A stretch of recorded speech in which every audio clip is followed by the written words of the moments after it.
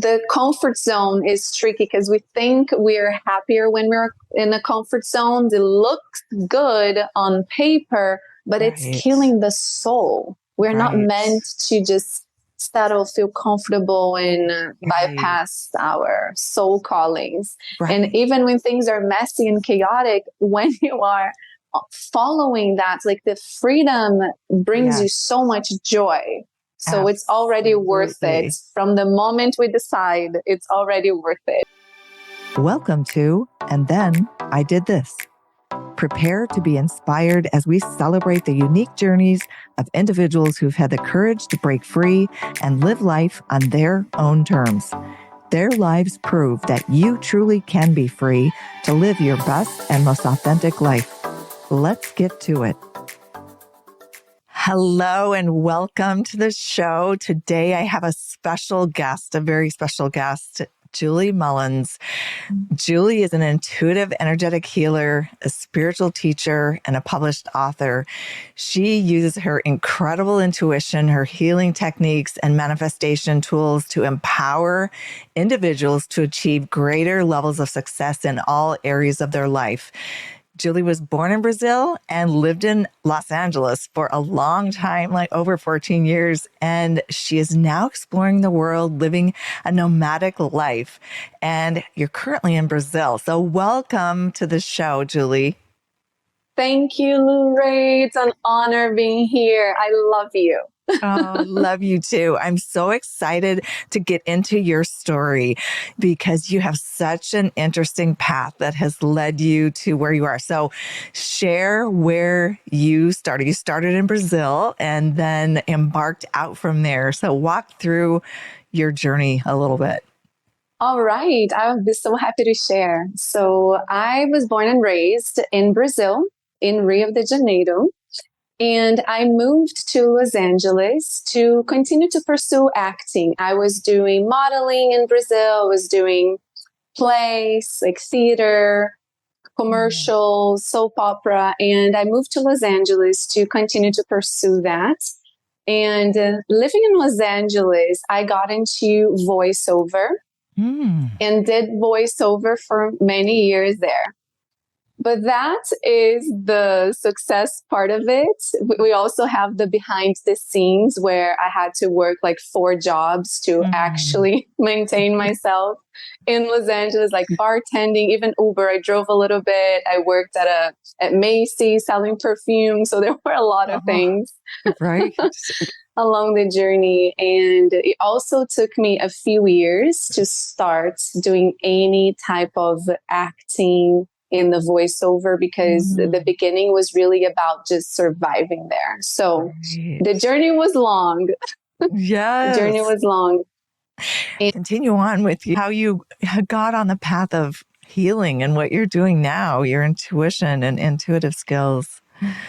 Right. So in this whole crazy thing of trying to survive in LA, trying to pursue acting and still feeling this disconnection from my soul and my happiness, I started to dive deeper into self-development books, in meditation. I have always been interested in afterlife. I've been reading books about past lives since I'm a teenager.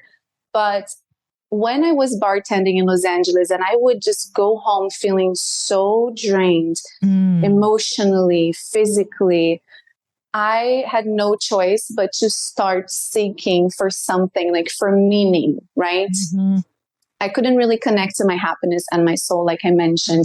And there was a point where in 2015, I decided to go to India on a spiritual retreat. And a lot of clarity came from that retreat and how disconnected I was actually living from my actual path. But I came back to LA, continued to pursue acting, but I was also looking at other things. And then I met my mentor, who I started to take classes from. And then things started to make sense about how I was creating the obstacles in my life and how I could get myself from feeling fear, frustration, and that kind of disconnection from my soul, and live a life using my intuition and actually consciously creating my life. So things started to shift from that spot. So good. So good.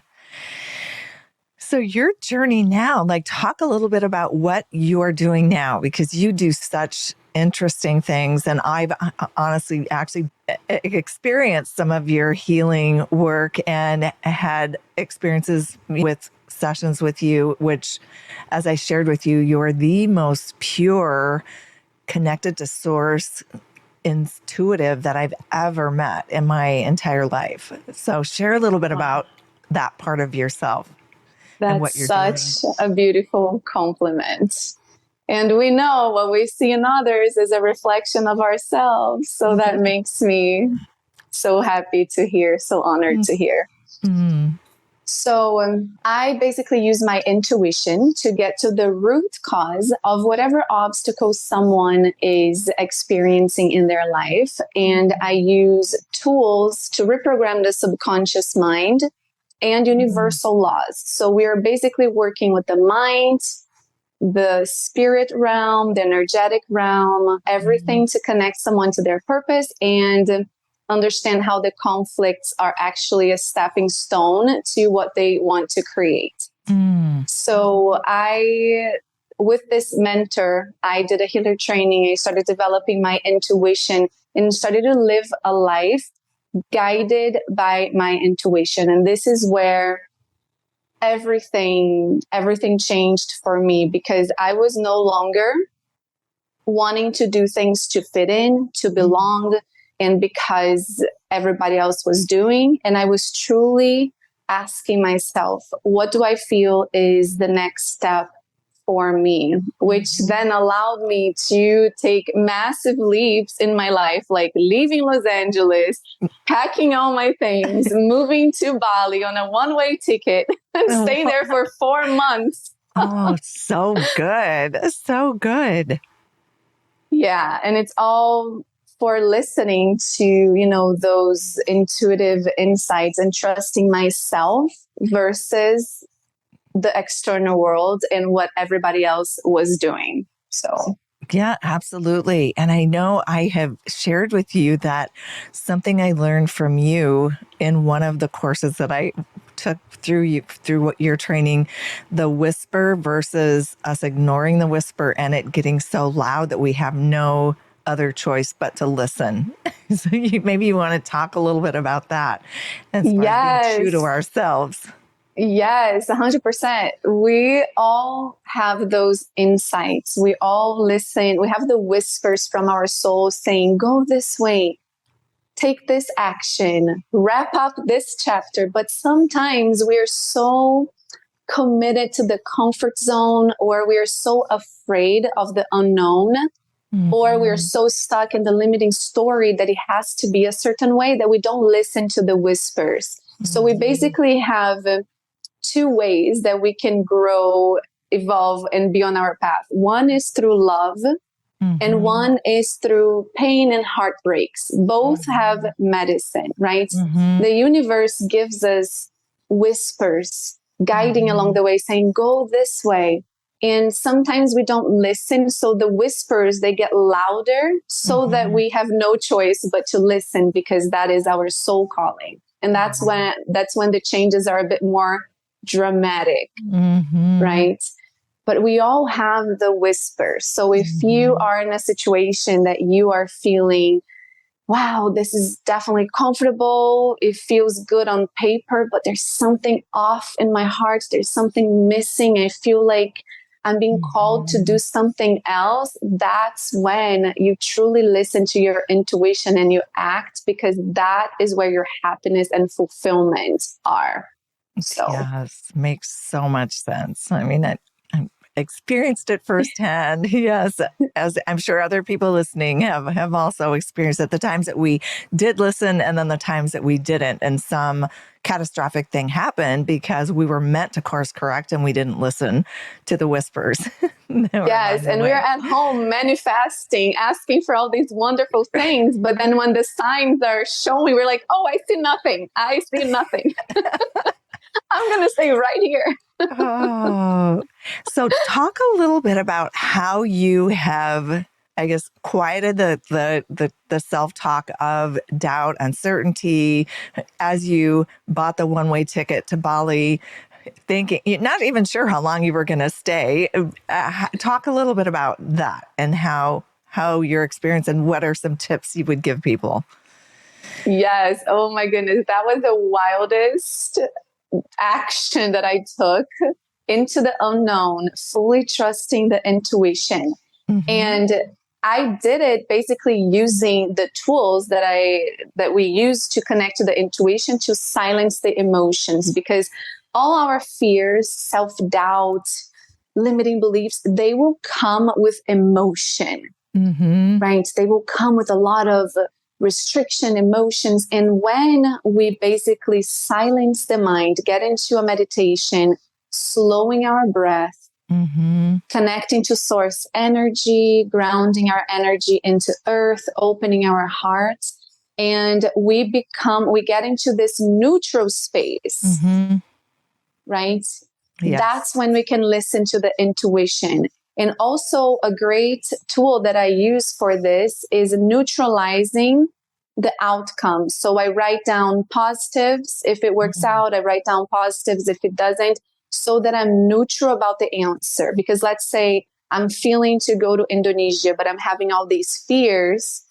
Mm-hmm. Then I want to neutralize going, because if I'm too attached to going, I might just manipulate the answer. So first I get neutral. Yeah. First I get neutral about going or not. And I make the decision that I am choosing to take the action into what is in my highest good. And then I surrender in that moment, quiet the thoughts, quiet the emotions, and just listen to the intuition. Mm-hmm. Right. And that's what I did. I was actually in a live with a friend of mine, Nikki, and we were doing like an intuition exercise. And then I closed my eyes and I was like, you know what? I'm just going to ask now. And I thought to myself, I'm just going to ask now. I had the courage. Mm-hmm. It is in my highest good to go to Bali. And the moment that I repeated that to myself, I just heard an airplane cross like right on top. No way. And I got chills. I'm like, this is like a huge confirmation. It's happening. And I didn't have the details. I didn't know how things were going to unfold. But in that moment, I was like, the decision is done. Yeah, it is in my highest good. It's going to happen. And then things started to kind of unfold and work out. So good. So, yeah. So good. Another thing that's coming up for me right now, which I think we're supposed to touch on this, one of the other experiences I had with you was around a relationship to money. And just because I think that's such a concern for people if they're thinking, oh, if I step out of what I'm currently doing, what if it doesn't work out? What if? And all of those fears, and our connection with loving ourselves and having faith and knowing that abundance and money will follow. That would be interesting to hear your perspective on. That's such a great question. So one thing is certain, we are going to fail many times. Mm-hmm. So instead of looking for the certainty and security that the money will always be there, how about we connect to every experience, however they unfold, is for my highest good? This already releases the fear, right? Because abundance is present in so many forms. So let's say someone does decide to take a leap of faith and they get short on money, which has happened to me many times in my life. Well, that's okay. That's okay, because you're going to be supported through that. Either you're going to have like another job to support you, like an opportunity will be aligned for you. So it's not so much of how can I make sure that I succeed and have the safety, but knowing that even if you go through the failures, that is still divine. That is still teaching. That's a beautiful stepping stone to the life that you're creating. So being okay with failure and seeing failure as a part of success would be my number one tip to clear that fear. It's not about the security that it will be there, but knowing that you will be supported however it looks like. Yes, absolutely. Absolutely. Right. Because sometimes we do need to fail to connect more to our authenticity, because right now we learn so much. Oh, how do we make money? How do we create this? And maybe you're creating something that wasn't so aligned with your true self, and failing in that will be the key to unlock your truth. So seeing through that perspective, right? And of course, along the journey, healing the relationship to money, seeing abundance everywhere, connecting to our self-worth. There are many components to make sure financial is flowing, but losing the fear, because failure is part of it. Right. Absolutely. Yes. It's that face everything and run, or, face everything and rise, false evidence appearing real, or believing that it will work out. That's an attitude of gratitude and believing that all my needs are met. That is definitely something I know that that's worked for me. And I know I've heard you say those similar words in what you share. Yes, it's so important. Connecting also to our unconditional worthiness is key to feeling inner peace. And it has been such like a powerful tool that I have integrated in my energy. I don't depend of anything working a certain way for me to feel valuable or feel worthy or feel good about my life. That's like, it comes unconditionally, whether things are great or appearing a little chaotic. I know there's medicine in both, right? And there's wisdom and compassion and everything just blooming regardless. Absolutely. Absolutely. So staying the course with, because you shared a little bit about, there were times where, money may have been there, may have not been there, and staying true to what you are meant to be doing, because you absolutely are in your element doing what you are doing. What are some of the things that you did touch on it a bit, but what tips and advice would you have for people as they're stepping out or thinking about stepping out to stay the course and not just give up the first discomfort or uncomfortable thing that happens? Yes. Oh my gosh. One very powerful mindset is knowing that whatever job you're doing is already training you for your next thing. So for example, when I was bartending, I was already studying healing, and I was starting to feel really bad because I was feeling that I was so disconnected from my soul. And I was bartending. I wanted to be doing sessions. One way of looking at it is, okay, the bartending is training me to protect my energy, to have better communication skills, to learn how to balance my emotions. So everything that I was doing in that job was training me for becoming the healer that I am today and continue to grow being, right? So sometimes people give up because they don't see immediate success on the thing that they're trying. But that's okay, because whatever you're doing, you are gaining skills. You are connecting more to your authenticity. And like I said, failure is kind of certain. It will happen. So if we just decide to do something and then we don't see results right away, and then we step out, then we're not listening to the whisper. We're not listening to the calling. Going into the path with the mindset that it is already a success. Me taking this step, I'm already succeeding. I'm already on my path, however it looks like. And then continue to find solutions. Never looking at something that didn't work, thinking that it has anything to do with their worthiness.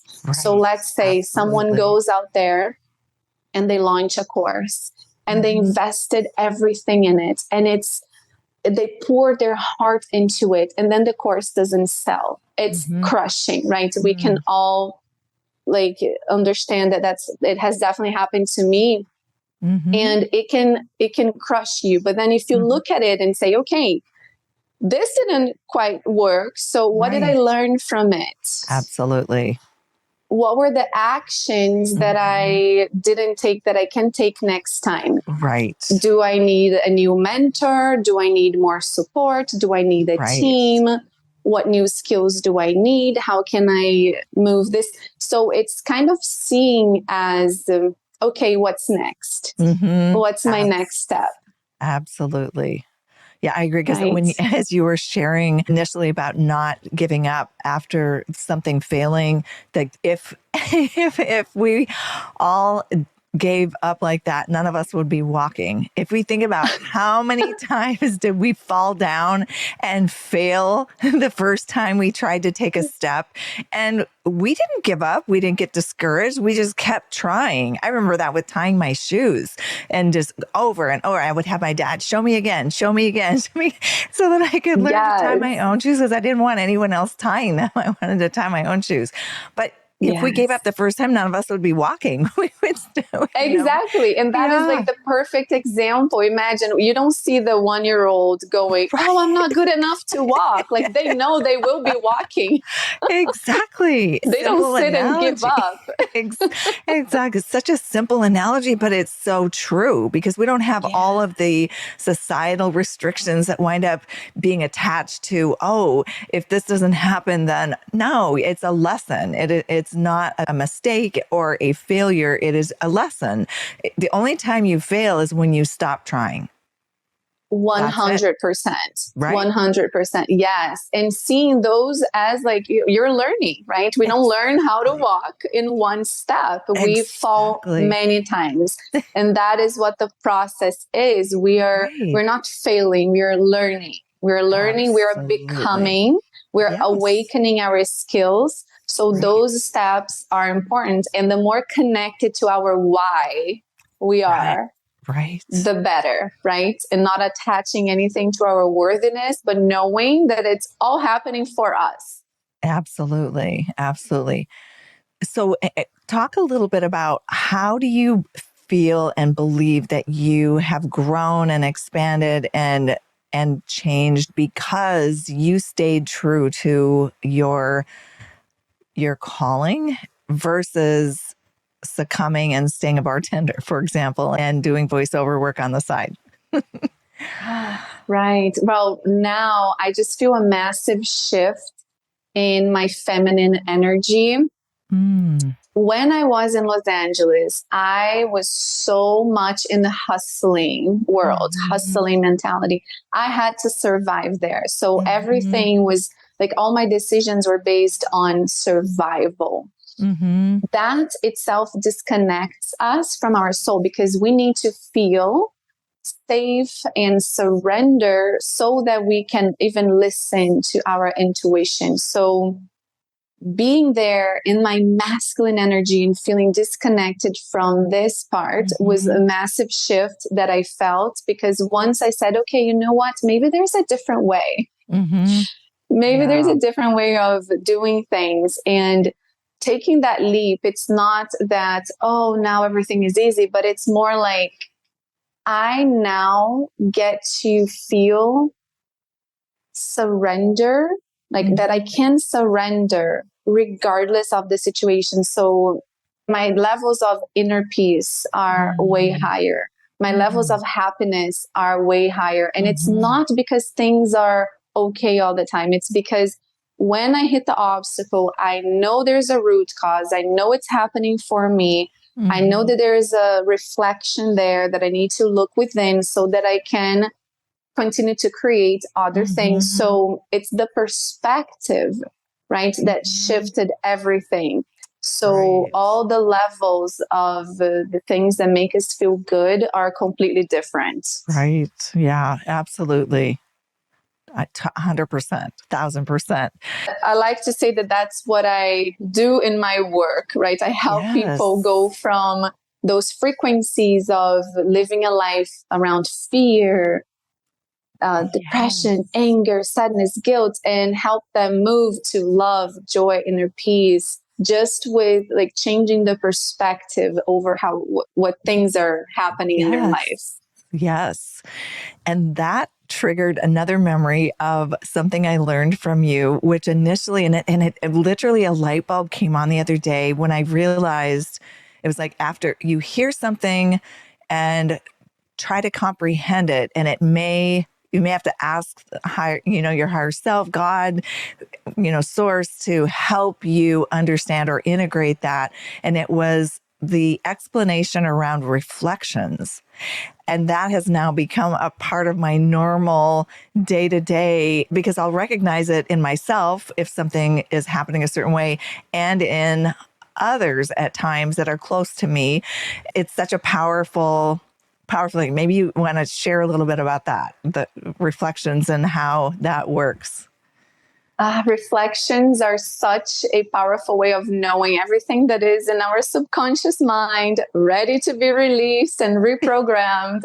When we start to look at everyone as a mirror of something that is like a limiting belief in our subconscious mind, an old wound that's ready to be healed, that is where we get the key to what we need to work on ourselves next. Right. So instead of seeing them as toxic or blame them or getting triggered and walking away, if we can look at someone and see, okay, they made me feel this thing. They made me feel rejected, or they made me feel like they were criticizing me.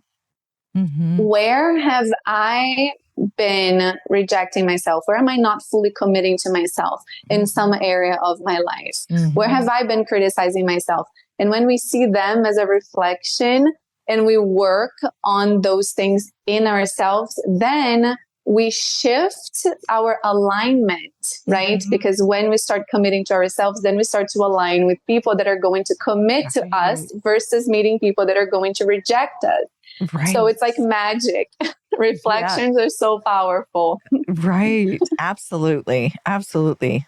So yeah, so many wise things that you have picked up because of your focus on this area and your gifts that you have that are so evident. So as people are thinking about blazing a trail, perhaps, and, looking at you as an example and stepping out the way you did, myself, I did in 2015, walked away from the ad agency that I was with in New York City. And I was totally not happy, knew I was not in my element, asking myself, when is my sentence going to be up? I was making lots of money, but not fulfilled in the other parts of life that are honestly, in my opinion, more important than the money. So anyway, talk a little bit about how do people overcome that? If they're feeling a desire to blaze another trail and to just start that process, where would you tell them to start? And what advice would you have? So good. So good. The first thing is making space for our fears and everything that we are feeling. We never want to bypass how we feel. We want to acknowledge everything that's coming up. And then we want to disprove those thoughts, because the fears, they're not true, right? They're just programmings. They're things that are not going to happen. And if we just listen, if we take a moment, write down the fears. Okay, what's the worst that could happen? And then start writing it down and then disproving them one by one. Like, okay, if this happens, then what would I do?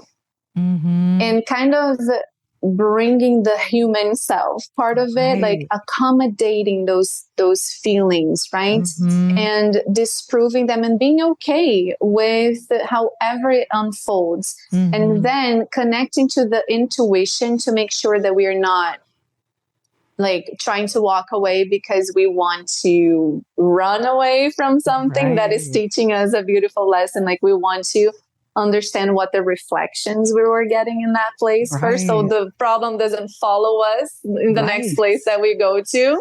Right. Absolutely. Right. It's not just walking out. Like we need to also make peace with the things that are happening in the moment and coming into full acceptance with the moment. Also quantum leaps to the next phase, because if we resist, if we want to walk out because we want to run away because we are not accepting of the current reality, then we create resistance and then it persists, right? But if we come to terms with loving where we're at, seeing what it's teaching us, seeing the positives, seeing the reflections, and being at peace and saying, okay, I've gotten the lessons here, but now without the emotions, my intuition is leading me to the next place. And then you're more neutral and more certain, more confident into making that step, because you know you're not running away.